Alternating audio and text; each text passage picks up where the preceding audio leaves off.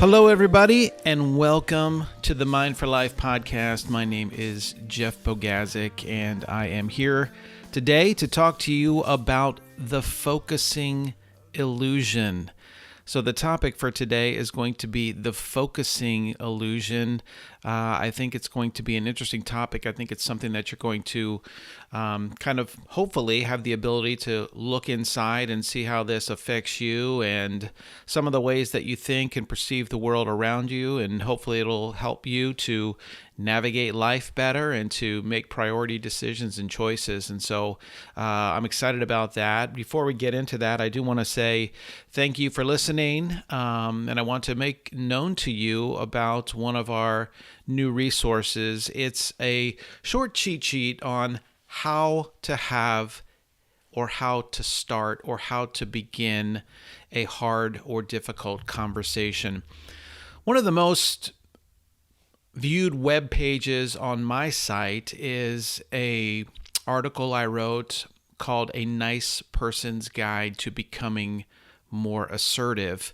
And so that has been regularly viewed, one of the top viewed sites on my page. And apparently there are people that are like me out there that have a difficult time being assertive and being able to have those difficult conversations or start those difficult conversations.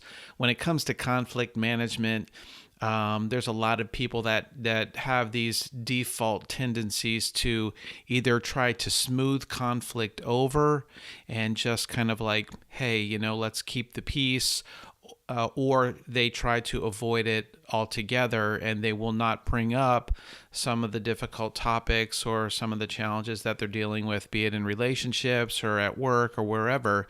And so it's difficult sometimes for those people, and I am one of those people, by the way, to have those challenging conversations. So I know that you can learn how to do it. I know that you can get better at that. That's a skill that can be developed. And so we created this resource. I'm gonna encourage you to take a look at that article, A Nice Person's Guide to Becoming More Assertive, and we will link that as well as the resource, which is basically a free download for you. You just gotta click on the thing and put in your email, and we send it to you.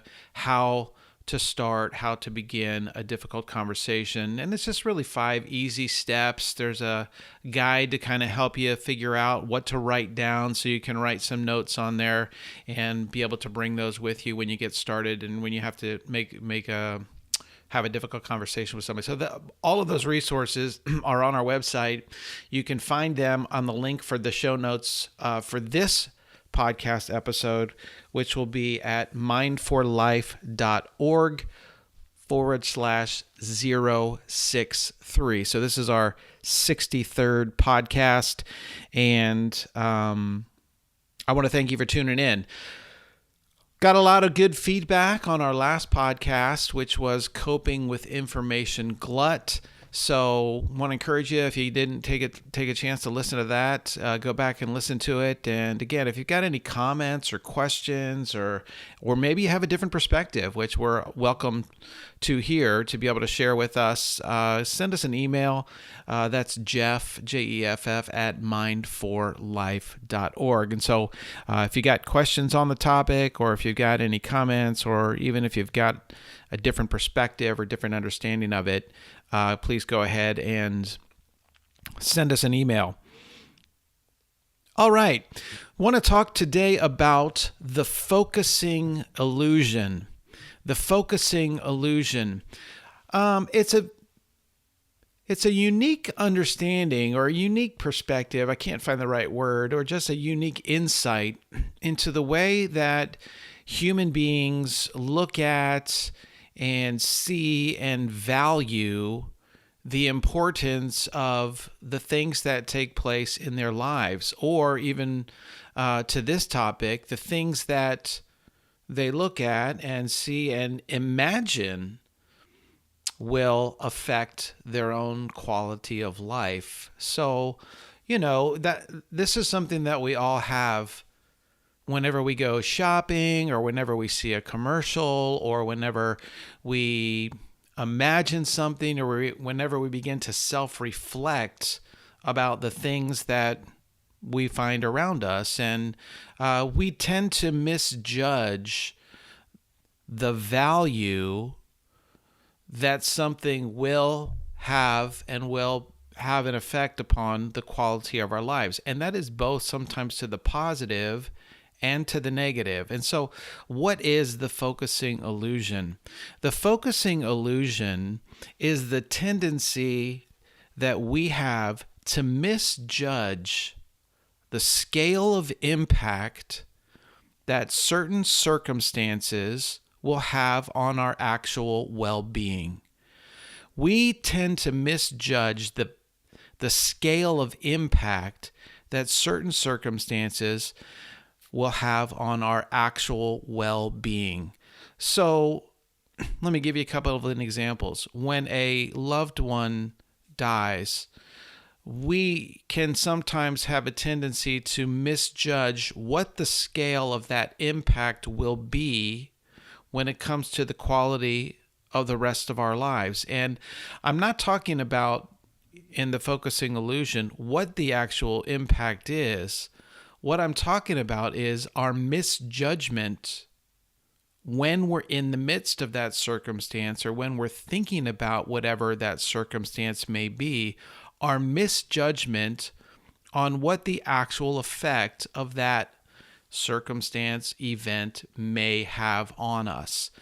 And that's the thing that we're really trying to deal with, because one of the challenges that we have in life is that we misjudge and we make errors in our judgments and perceptions about the things that will happen in our life. I'm going to encourage you, if you get the chance, to go back and listen to episode 22 on the Mind for Life podcast. Interviewed Dr. Lance Straight. He's a professor of communication at Fordham University, and he talks about a great student of media ecology, which is a field that is very much of interest to me, but also the field of general semantics. And in that podcast, Lance talks about this idea from general semantics of IFD disease. IFD disease. And what IFD disease is just kind of a common phenomena that occurs in human beings as a result of our tendency to misjudge the things that may or may not happen in our life. And so IFD stands for idealization, frustration, and demoralization. And here's how it works. We typically have a tendency to idealize things in life. So we might think that this decision is going to have, this fairy tale story result. Or we may tend to think that this job may have this story tale result. The idealization, we idealize it, and we just think that if I would do this, then everything's going to be great. And of course we know that misperception, or that idealization, or that tendency to misjudge the effect that circumstance may have on us, it never works, right? That's just not reality. So idealization, when we idealize things in our life, it turns into frustration because the actual results don't meet up with our expectations. We idealize something, the results don't meet up to our expectations, or it doesn't turn out the way that we think it will, or that we think it should have, and then that results in frustration. We get frustrated. And if we continue to do that over and over, and that continues to happen, eventually we get demoralized. So idealization, frustration, and demoralization. And if that continues over a long period of time, that demoralization can turn into depression, or dejection or things like that. And so this was kind of, I think, if you take a look at the philosophy of the Stoics, this is kind of like, some of the precepts that they gave for making choices about your life. In other words, it was like, don't set your expectations too high. Don't expect things to turn out in an idealized fashion. So if you can kind of set your expectations more realistically, according to the Stoics, you can set your expectations even lower, then you are going to be not frustrated and not demoralized. Rather, you will just know that was going to come if it doesn't turn out the way that you idealized it to be. At the same time, if it does turn out better than you set your expectations, you can, have a greater happiness or a greater feeling of joy or whatever it may be in your life, because that you didn't set your expectations too high and then something came. So, some people might say this is more pessimistic and not optimistic. In other words, hey, you've heard believe the best.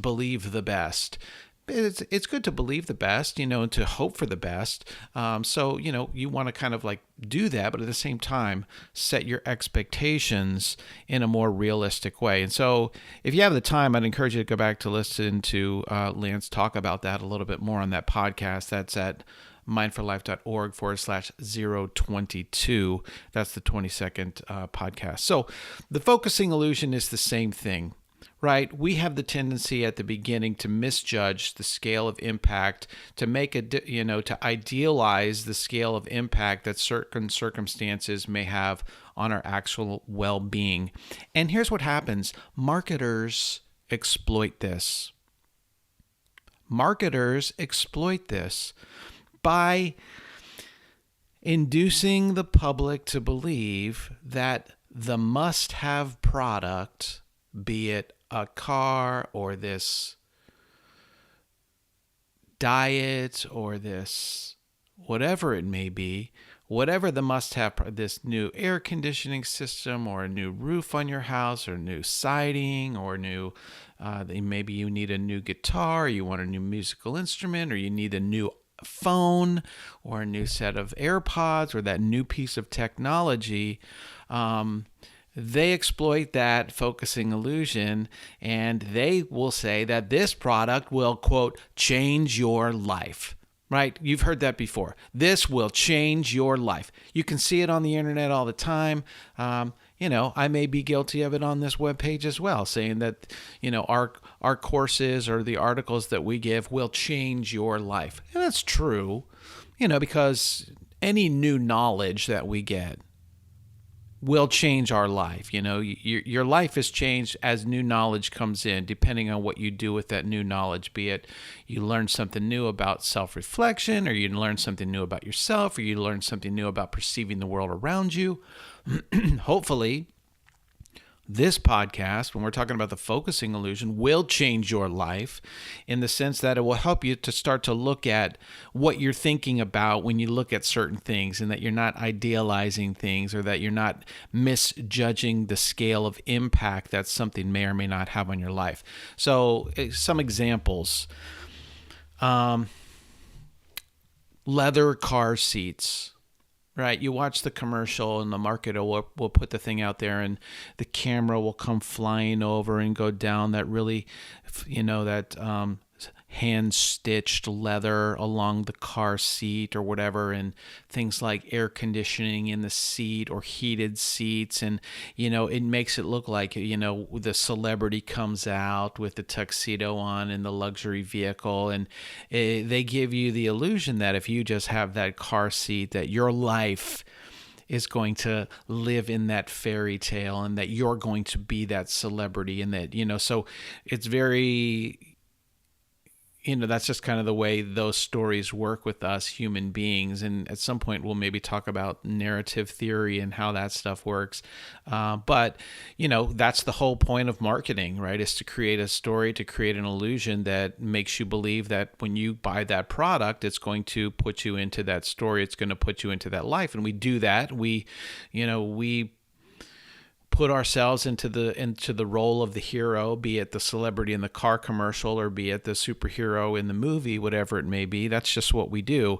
And that's kind of like playing on this focusing illusion that if we have that car seat or if we get that type of a thing, then it's going to really drastically impact the quality of our life. When in reality, if you have leather seats in your car, ask yourself the question, how much has this really altered or affected the quality of my life?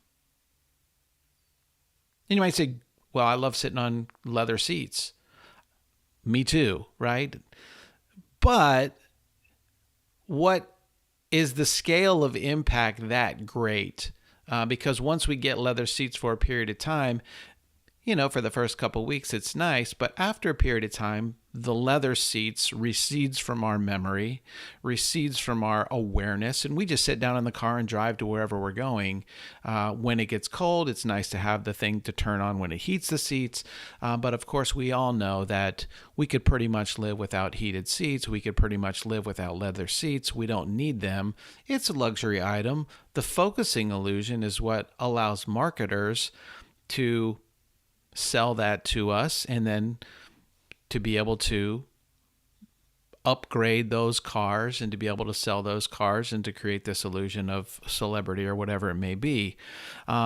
Politicians use this as well.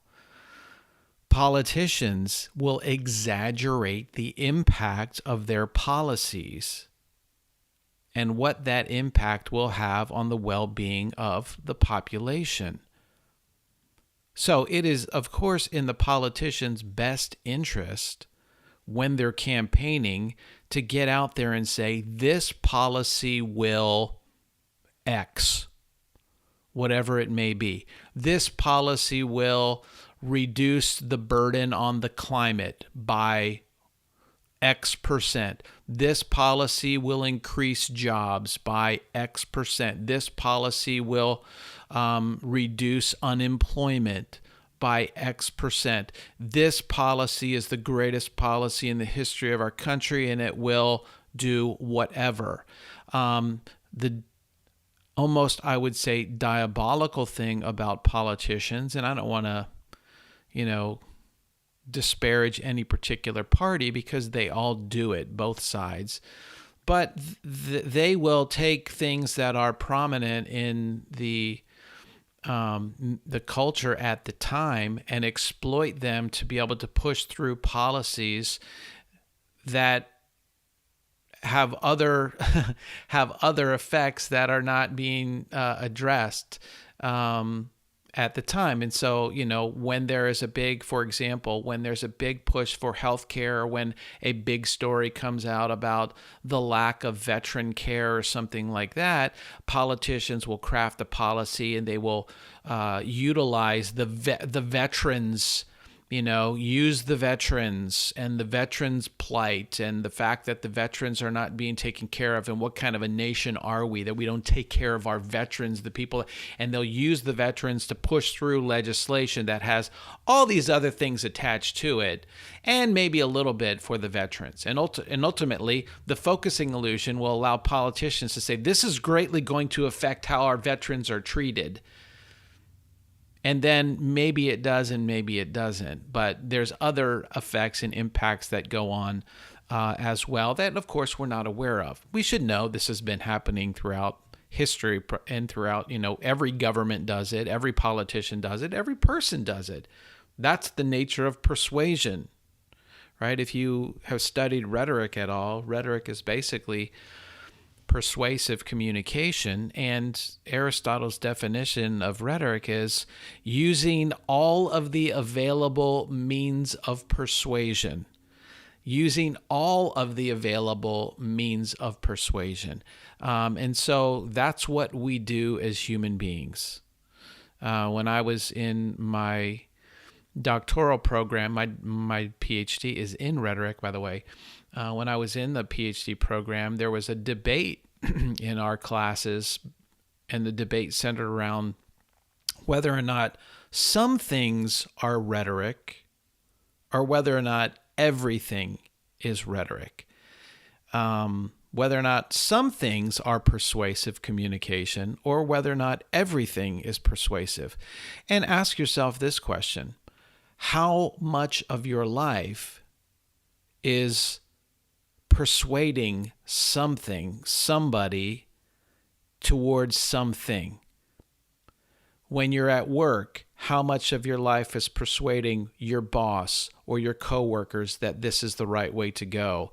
How much of your organization's goals are persuading, be it the public to buy your product, or the competition to do this or to do that? How much of your personal relationships are about persuading someone to accomplish your own agenda, or where are we going to go to the movies tonight, or who's going to make dinner, or who's going to clean up the dishes? That's all about persuasion. And we engage in these language games, right, where we are playing a persuasion game back and forth. And so politicians do it. We all do it. It's part of the nature of humanity that we persuade, and we try to persuade, and we try to get our way. And sometimes we will give up our own agenda because we think that down the road we will get our way in some other area.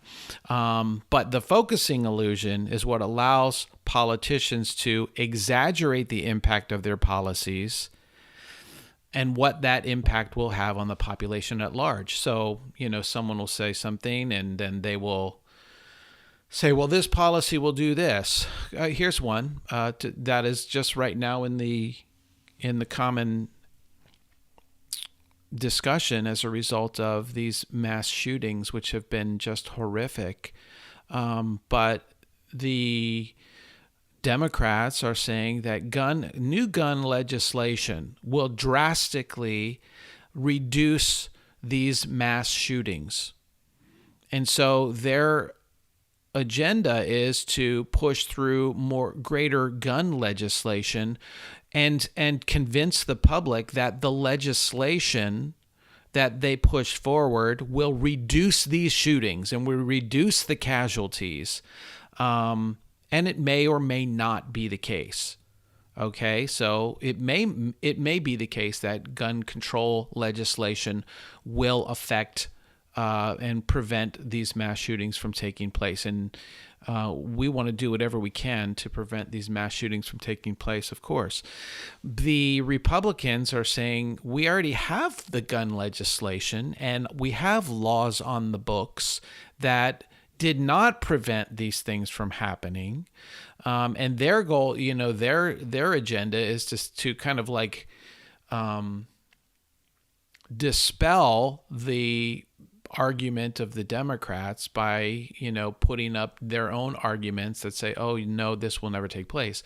You're not going to correct it. There needs to be different measures. And, maybe they're beholden to the National Rifle Association and the lobbyists and all of the political powers that are behind the scenes moving those politicians one way or another. We don't know. The answer is we don't know what gun legislation or what policies will do. The focusing illusion shows us that it is in the best interest and in the mindset of politicians to greatly exaggerate the impact that their policies will have in order to get those policies through. Will there be other things attached to gun legislation policies about maybe funding a bridge in North Dakota or something like that? That happens.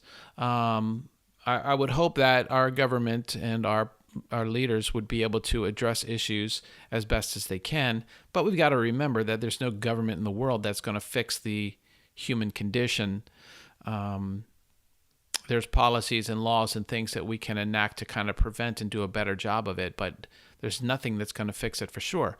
The focusing illusion, however, is when the politicians exaggerate their policies and the effect their policies are going to have on the well-being of the population. So when the president comes out and says, let's do something, my God, let's do something, whatever the quote that he said was, he is, of course, rightly distraught and disturbed about these shootings that are taking place in our country, and he's speaking passionately about that. So whether or not, I'm not going to make a judgment on whether or not President Biden's speech on gun control as a result of these mass shootings is disingenuous. I would hope it is genuine and that he's speaking out of passion for let's protect our people. But whether or not if you speak persuasively and your persuasion is intended to push through your own policies on whatever it may be, and then exaggerate what the impact of those policies is going to be, because guess what? 25 years ago, they used the same techniques to push through the gun legislation that we have now. Think about this. The laws that we currently have on the books when it comes to gun control, whenever they were enacted 20 years ago, 30 years ago, 10 years ago, 5 years ago, they exaggerated the effect that those policies that we currently have were intended to do what? To stop mass shootings, right? So they're now on the books and they haven't stopped mass shootings. Or maybe they have. Maybe there would be more if the policies that we currently have on the books were not there.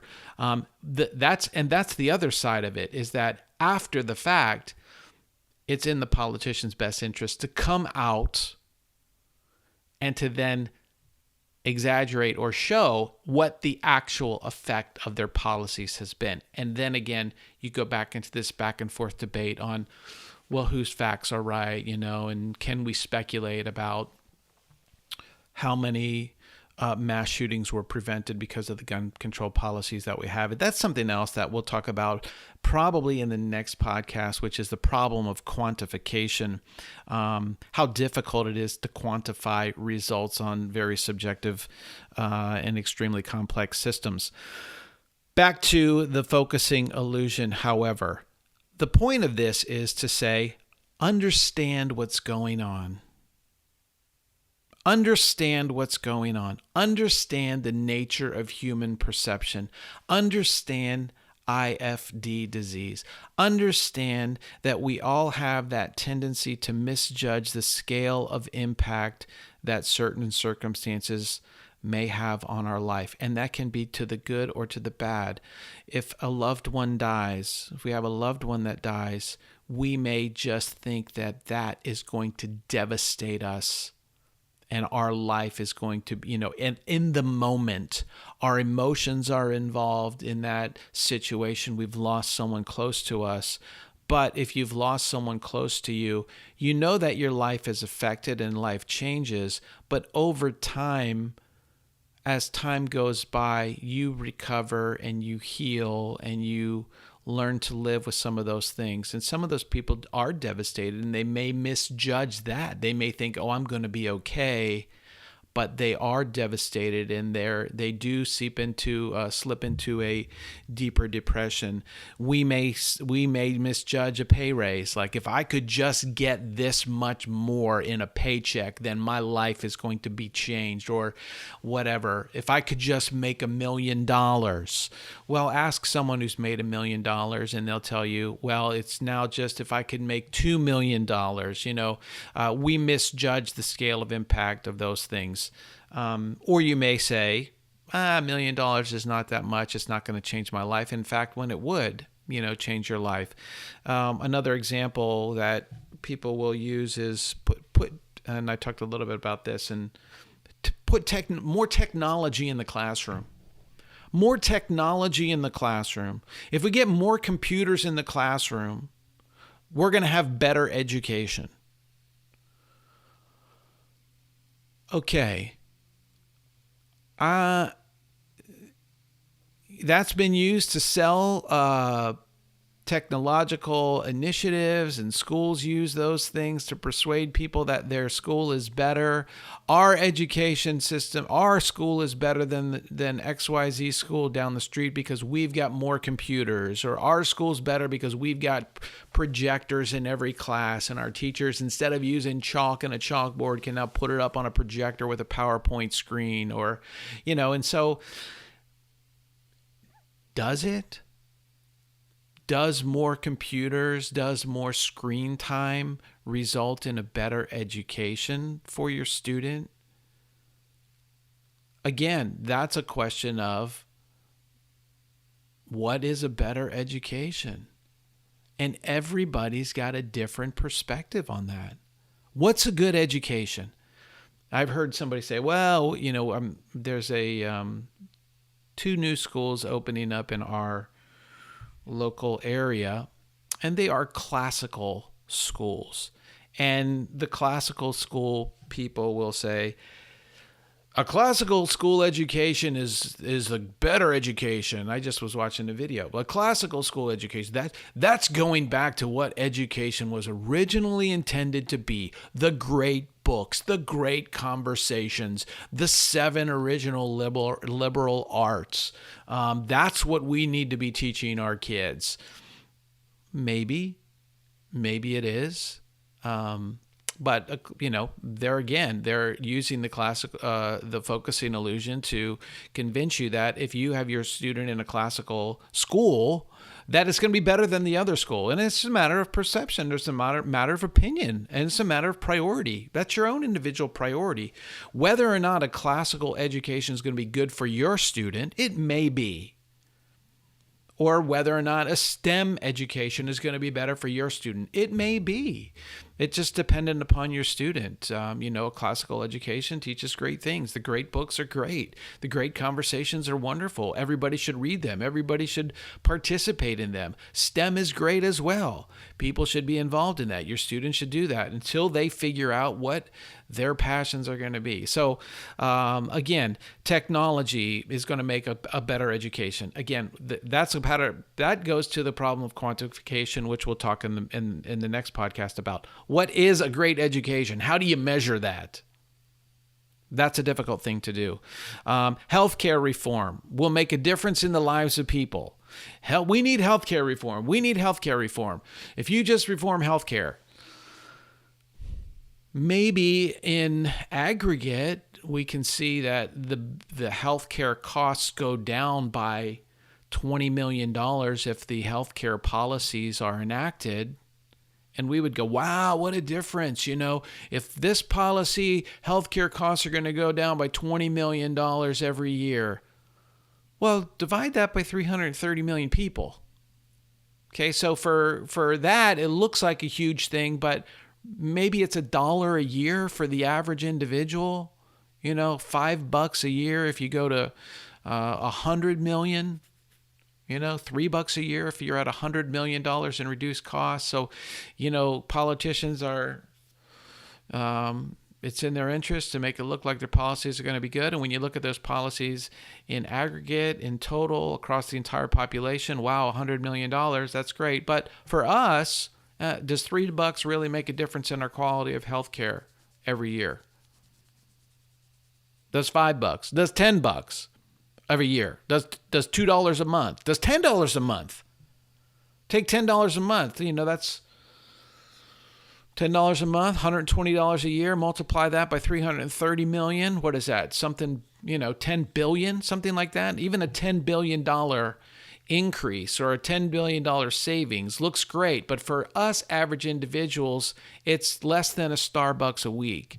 But the focusing illusion gives us the ability and the tendency to misjudge that and go, wow, they're going to do a $10 billion project here. Imagine what that's going to do to healthcare. Well, really, it's a Starbucks a week, less than, or a Coke a day or something like that. So that is the focusing illusion. And I guess the point of this is to be able to say at the end of the day, temper your expectations and recognize what's going on when a politician or a company or an organization or a boss or whomever comes out and makes a promise. If we just do this in our company, our profits are going to go up. Or if we just do this, if we enact this policy, it's going to change the way we do business. Or if you will just do this in with your team, it's going to make it so much more efficient. Let's Let's implement Robert's Rules of Order, for example, right, into your team, and just then you start to think, oh, wow, this is really going to make our team. But do those policies and do those techniques and do whatever it is they're promising actually really affect human behavior and actually really make a significant difference? And maybe they do. Maybe they do. And maybe they will. And hopefully they do. And hopefully they will. The point of the podcast and the point of this topic is to be able to say, recognize that at the beginning. When something's being promised, when a circumstance, or when you find yourself thinking about what could be or what should be or what will be, either for the good or for the bad, because human beings, we are resilient, right? We think, oh, I lost this job, my life is destroyed. No, you will survive and you will get back up on your feet. Human beings are resilient. We may think that my life is over because this person, our relationship ended. I'm destroyed for life. You will be hurt, but human beings are resilient. Just look on the TikToks or the Instagrams or whatever, and you'll see people telling their stories. Go out and get the book, and you'll see the stories of tragedy that turned into triumph. We were able to survive. You're able to be strong enough to get over those things. So recognize at the beginning, because sometimes the focusing illusion can hurt you even worse when you think that it's going to destroy you. That can prevent you from being able to get back up on your feet and overcome, because your perceptions in the beginning about how terrible your life's going to be, there's a time to mourn, and of course there's a time to grieve over certain things, but don't allow the focusing illusion to prevent you from getting back up on your feet and moving forward in your life. So it works on the positive side, but it also works on the negative side. If you allow it to distract you and allow it to prevent you from really getting back up and overcoming those challenges and those obstacles. And here's just a little nugget thrown in for free at the end. We have a tendency to, through the focusing illusion, overemphasize the impact of negative circumstances. And we think that the negative circumstances in our lives are going to destroy us. And here's what happens as parents. We start to think that the negatives, we overemphasize the effect of negative circumstances and challenges and obstacles in the lives of our kids. And so what do? We try to do everything possible to prevent our kids and our children from having to deal with and go through negative circumstances. When our kid gets a bad grade, we're in there talking to the teacher. What did they do wrong? What did they do? What did you do? We got to get this fixed. When they don't get to play on a sports team, when they get cut or whatever, when they don't get the solo in the choir song, or they don't get the star part in the musical, or when they're benched or whatever, or when their friend does this or that to them, and they're going through, when their girlfriend or boyfriend breaks up with them, we try to prevent that. We try to prevent them from having to go through, and it's out of a great heart, right? We want our kids to have a great life. We want them to be happy. But this is a theory of mine. It's not proven. I haven't done any research on it, but most often when you go back and talk to people about the most difficult and challenging times in their life, and if they had the opportunity to go back and change those and remove those difficult things from their life, the hardest times, think about some of the hardest times you've been through in your life, the difficult roads that you've had to walk. On the other side of it now, would you go back and change those things? Would you take those things out of your life? I know when I look back on the difficult challenges and the roads that I've had to walk, and I can say right now I would not go back and change those things, because those difficulties and those obstacles and those challenges are what made me stronger and what helped me to grow. If we're honest, those circumstances in our life are what helped us to grow the most, because that's where the human being grows. We grow through challenges. There's a book by a gentleman called Nassim Nicholas Taleb, and the book is called Anti-Fragile. I encourage you to read it. I'll link it on this website, mindforlife.org/063. Anti-fragile. What that means is that anti-fragile is a description for systems that get better through challenges. They repair themselves, they get stronger. And the human being is anti-fragile in the sense that it is a system that when it encounters obstacles and challenges, it doesn't get destroyed, but it becomes stronger. It gets better. We grow through challenges. We get stronger. We get more mature. We get more wise from the challenges that we go through. And so if we would say for ourselves, I would never go back and change those difficult times in our lives. I would never change that because that's where I grew the most. Yet what we are doing when we try to prevent and stop our children from going through difficult things in their life is we're taking away the opportunity for them to grow and them to learn and then to become more wise and become stronger in their life. We take that away from them and we prevent them from getting stronger and wiser and more mature.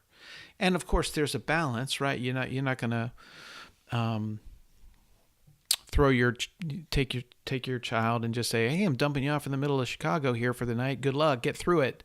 And it's going to make you stronger. Of course, there's wisdom and stuff like that, but and that's tough sometimes to balance that. So, but don't allow that focusing illusion to prevent you from getting stronger.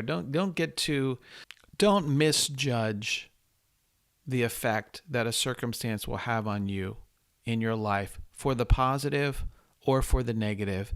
On the negative, it prevents you from getting up and getting going again. On the positive, it causes you to get into this IFD, idealization, frustration, and demoralization situation. And so have more wisdom. When you are expecting certain things, check your expectations. Be more realistic about what's going to happen. Understand what's happening when people are making promises. Understand that there's a lot of things that you're not going to be able to measure, whatever the impact may or may not be. So don't necessarily think that the impact is going to be life-changing.